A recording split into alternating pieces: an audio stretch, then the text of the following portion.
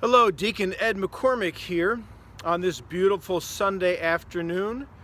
You know, a number of people have been contacting me and asking me to produce a reflection on the recent horrific events that happened at the Capitol on Wednesday and what the gospel has to say to us about such events. So let me start by reminding you of some of the disturbing images that came from those events. The first is of people running up the steps of the Capitol and pushing their way in order to try and overthrow the election. Another image is of a noose hanging in the halls of the Capitol. Then there is the image of the man carrying the Confederate flag through the Capitol. There's also the image of people wearing a t-shirt that said 6 million was not enough, referring to our Jewish brothers and sisters. And then perhaps you noticed the treatment that these primarily white middle-aged men received and expected to receive from the officers there. A very kind of hands-off, kid gloves treatment for the most part.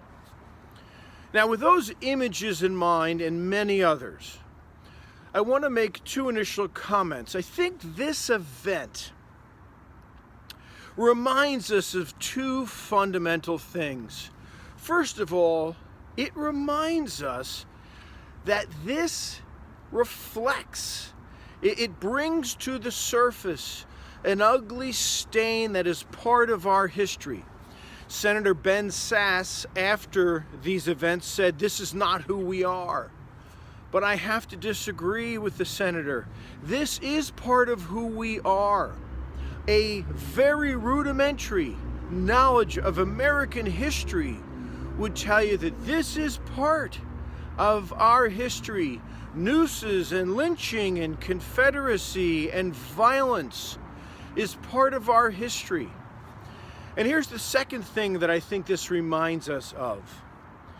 These acts of violence, the intimations of lynchings and anti-Semitism and racism, all of these actions remind us of exactly what the kingdom of God is coming to drive out.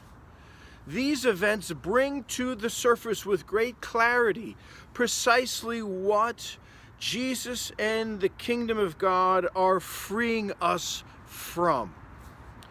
Now, I want to go a step further here because we seem to have a tendency to elect people or promote people who abuse their power for their own resources. And we do this in government, we do this in corporations, we do this in schools, and even in families. We tend to let powerful bullies use their power, use deception to amass strength for themselves.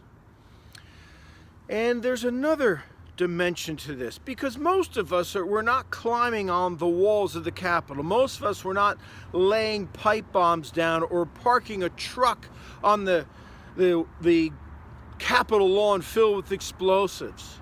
And yet, the dark forces that were behind these events can sometimes influence how we act. Sometimes we can act from a hardness of heart, from a darkness of mind, from a cruel posture. I know I certainly do at times. There are times when we can act out of a rage or an emptiness or a sorrow, a need to control or dominate. And the question that all of this raises is, what can we do? What's the remedy for our society as this ugliness rears its head? What's the remedy for us in our own relationships when we act out of hardness of heart and the darkness of mind that was driving these events last Wednesday? And this takes me to the prophet Isaiah.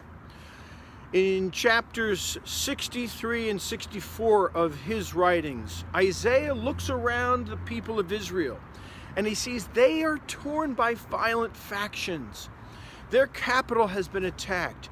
People seem to have hard hearts. They seem to be indifferent to God, almost blind to God, never acting in God's ways. And out of desperation, Isaiah prays and begs that God would tear open the heavens, that he prays that God would tear open the thin veil that divides our realm from the heavenly realm. And he prays that God's Spirit, God's life would pour into our world and release our hard hearts, give us new hearts of flesh, free our dark minds so that our hearts and minds begin to cooperate with God's ways. And in today's gospel, in chapter 1, verses 7 to 11 of Mark's gospel, he presents Jesus coming out of the waters of the baptism after he's been dunked by John.